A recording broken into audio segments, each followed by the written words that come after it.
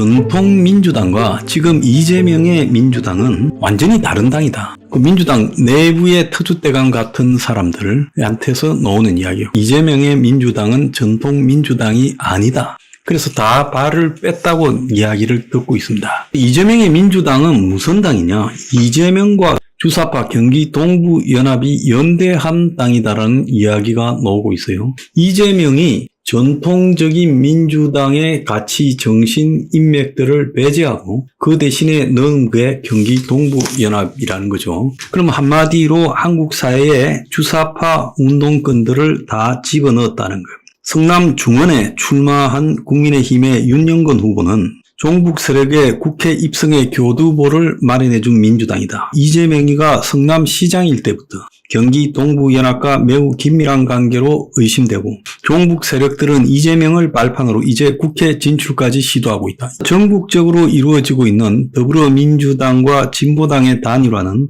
범죄연대이자 볼성사나운 정치야합이다라고 말하면서 민주당은 비명행사, 친명형제의 마구잡이 공천으로도 부족했는지 종북의 모태인 경기 동부연합을 기반으로 하여 이석기 내란 선동 사건으로 위헌 해산된 통진당의 잔류인 진보당과 야합해 종북 세력의 국회 입성을 돕고 있다. 이런 모습은 반정부 세력에게 국가 기밀을 내주는 꼴이고 국민의 안보와 국민의 안위를 해하는 매우 중대한 위헌적 행태라고 볼 수 있다. 이렇게 말했어요. 또 방첩 전문가들, 즉 북한의 간첩들 잡는 전문가들이 본 더불어민주연합과 종북 세력의 문제에 대해서 요 근래 이야기가 나온 게 있는데 전형적인 통일전선 전술이다. 이재명의 민주당이 경부 동부연합 세력에 장악당할 가능성이 있다. 이재명 대표가 과거 성남시장 시절 경부 동부연합과의 추억을 재현해 자기 방탄을 하려는 것이다. 한국 사회에서 주사파를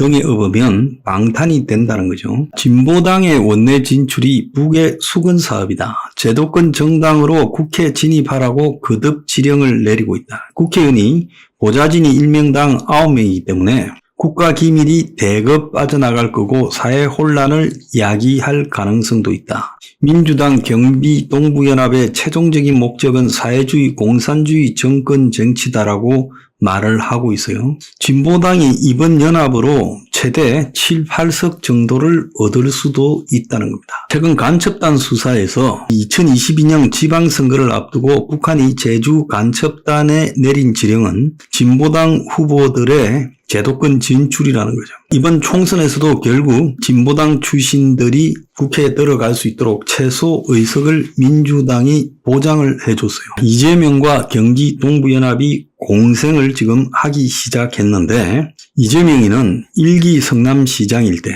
한번 출마했다가 2006년에 떨어지고 2010년에 다시 출마했을 때 김미희 당시 통진당의 전신인 주사파 성향을 가진 민노당 후보와 야권 단일화로 시장이 됐고 시장이 되자마자 김미희를 비롯한 경기 동부연합 인사들은 대거 시장 인수위에 들어갔고 이재명 체제에서 성남 관련 기관에서 영향력을 행사하고 이권을 개입했죠. 또 지난해 4.5 보궐선거에서 민주당이 전주월에 공천하지 않아서 강성희를 당선시킨 것 또한 전략적 제휴라는 거죠. 강성희는 지난 4.5 지방선거와 동시에 치러진 재보궐선거에서 민주당이 불공천 결정을 전주을에 내리자 고맙습니다 민주당이라는 현수막을 내걸고 이재명 체포 동의안 반대 시위를 벌였어요. 이재명이가 과거 성남시장 시절 경기 동부연합과의 기억을 재현해서 자기 방탄을 하려는 거고 이재명 대표의 자기 방탄과 경기 동부연합의 민주당 숙주라는 이해관계가 맞아 떨어졌다는 거예요. 이런 주사파가 하나 들어가면 거기에 9명의 보좌진들을 전부 주사파 출신으로 집어넣는다는 거예요. 그 보좌진도 상당히 깊숙한 주사파의 이력을 가진 사람이 들어가서 국가 기밀을 수집한다는 겁니다. 그래서 제2의 통진당 사태처럼 북한의 지령을 받고 우리 내부를 뒤흔들고 정보를 갖다 빼서 북한으로 보내는 상황이 벌어질 수 있다는 겁니다. 그런데 국회의원이 한번 주사파가 되어버리면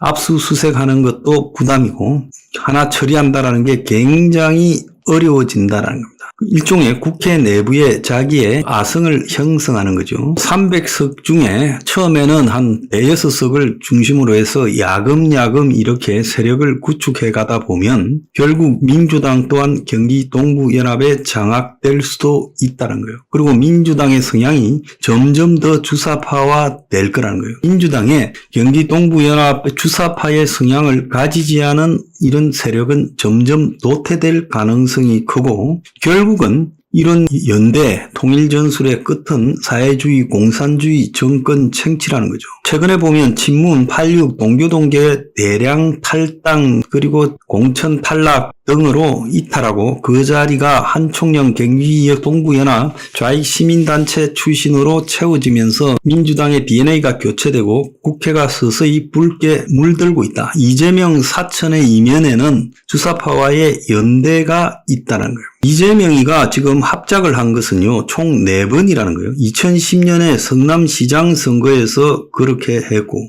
작년에 전주을 재선거에서도 강승희, 즉 이석기의 대학 후배인 진보당 강승희를 당선시키도록 했고, 이재명이의 측근 정진상이가 경기 동부연합 출신다라는 이야기까지 나오고 있어요. 이재명이가 법정에서 한번 안아보고 싶다라고 했던 사람이죠. 뭔 이야기까지 나왔는가 하면 이 대표가 정진상이 끝까지 입을 다무는 조건으로 경기 동부연합의 요구를 들어줘야 될 거라는 이야기가 작년에 법정에서 이재명이 정진상을 한번 안아보고 싶다라고 말한 후에 나왔어요. 그러고는 이번 총선에서 경기 동부연합의 지역구를 갖다 벌써 2개 그리고 비례대표를 3개를 갖다가 했고 그 외에 시민단체 몫에서도 경기 동부연합의 색깔이 들어가고 있다는 거예요. 자, 진보당 지지율이요. 객관적으로 보면 지금 1% 됩니다. 리얼미터가 에너지경제신문 의뢰로 발표한 18일 여론조사 내용에 따르면 진보당은 1.3을 기록하고 있습니다. 진보당 지지율이라는 것이 대체로 1%대다라는 거예요. 진보당이 그럼에도 불구하고 민주당과 연대를 해요. 말은 핑계를 뭘로 대는가 하면 수도권에서 격전지에 불과 몇백 표 차로 승부가 갈릴 수도 있는데 진보당이 한 1, 2천 표 가져가면 당선될 수 있는 사람이 낙선될 수 있으니까 연대가 필요하다는 거예요. 근데 진보당이 최근에 보면 민주당과 비례대표 3석을 받고 일제히 후보들이 경선에 나서서 대부분 지지요, 민주당한테. 그러면서 일사불란하게 사퇴를 합니다.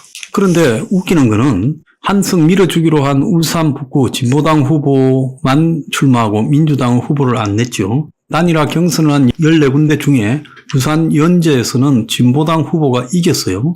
그러면 진보당은 지금 5석을 따놓고 들어가는 이런 양상입니다. 그래서 1%대 지지율로 의석을 5개를 따내는데 진보당 후보들이 전부 일사불란하게 출마됐다가 경선에서 질면 곧바로 사퇴하는 완전히 그냥 놀라울 정도의 군대 같은 모습을 보이고 있어요. 진보당이 목표를 비례 3석, 지역구 2석, 총 5석이라고 했는데 이 목표는 거의 확정이 될 걸로 보입니다. 그런데 중요한 것은 수도권에서 진보당에 출마한 사람은 불과 7명밖에 안 돼요.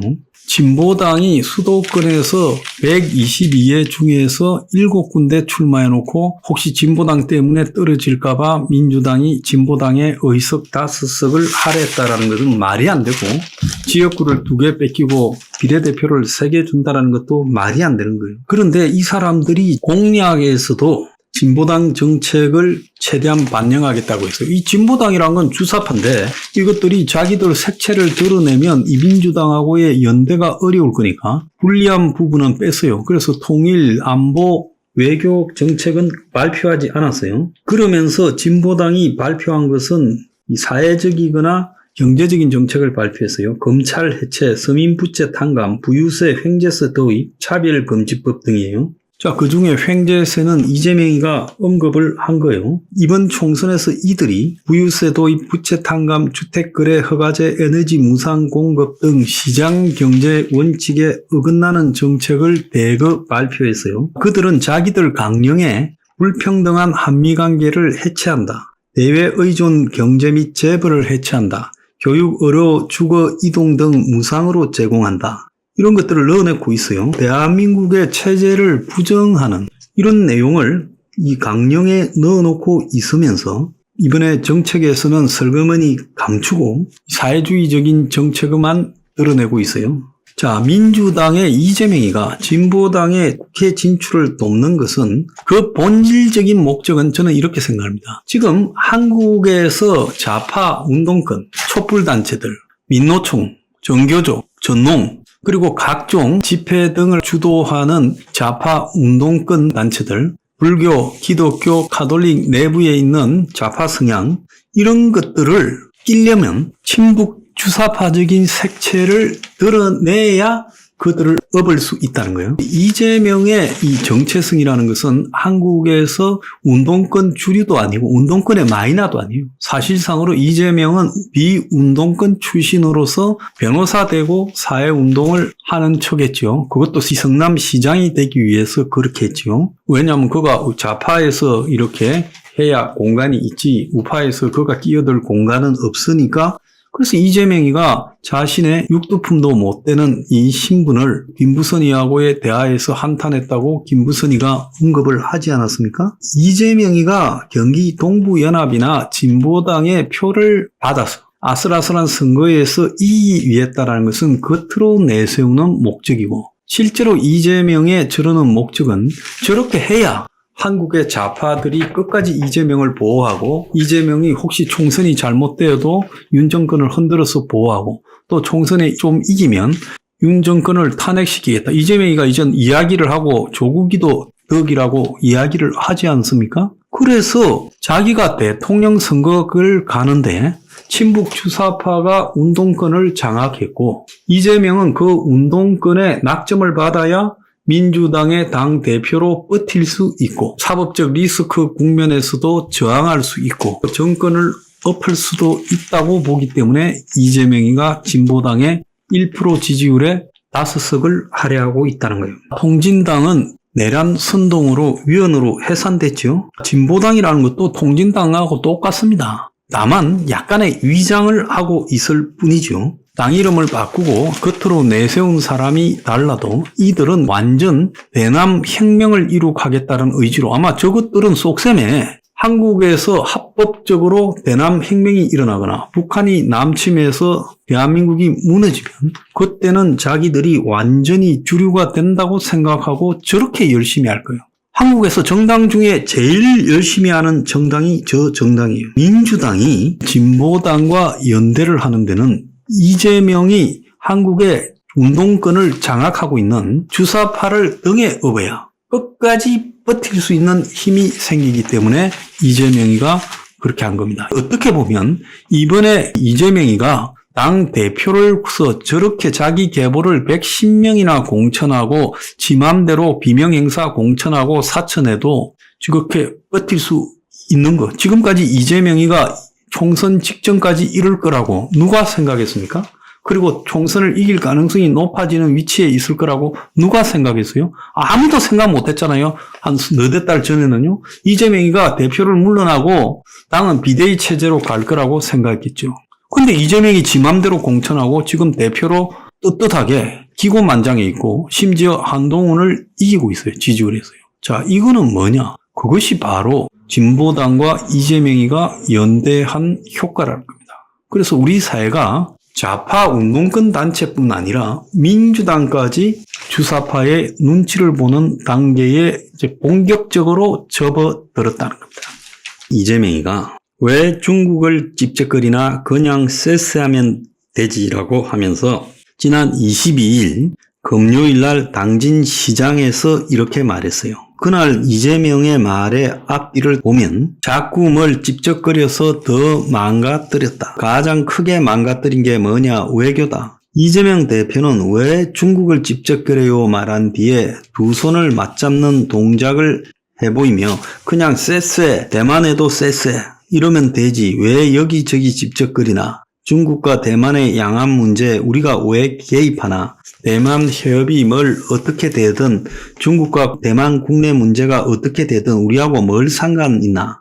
우리는 우리만 잘 사면 되는 거 아닌가. 자, 여기서 기가 차죠. 중국이 대만을 먹어버려도 한국이 아무 말 하지 않고 그냥 쎄쎄만 하면 어떻게 되겠습니까? 북한이 남한을 공격해도 그러면 쎄쎄할 거예요? 자, 북한이 한국을 침략해도 주변 나라들은 그냥 쎄쎄하고 말면 되겠습니까? 강대국 그리고 북한의 침략 등을 겪어본 한국은 이런 외부의 무력 공격을 남의 일처럼 말하는 이재명이가 옳은 것인가에 대해서 지금 심각하게 이재명의 정신 상태를 검증해야 될 필요가 있다는 거예요. 이재명은 지난 19일 이천 뉴스에서도 공연히 잘 있는 중국에 쓸데없이 과도하게 시비를 걸어서 관계를 악화시킬 필요가 없다. 대만 해협을 가지고 중국과 대만이 싸우든 말든 우리는 기존 질서를 존중한다고 우아하게 한마디만 말하고 가면 된다. 이게 우아한 거예요. 이재명의 제일 심각한 문제는 지 맘대로 떠들어대고 있는 저 개똥 철학 수준이 정말로 우려스럽다. 친북 포용에 이어가지고 지금 친중까지 하고 있어요.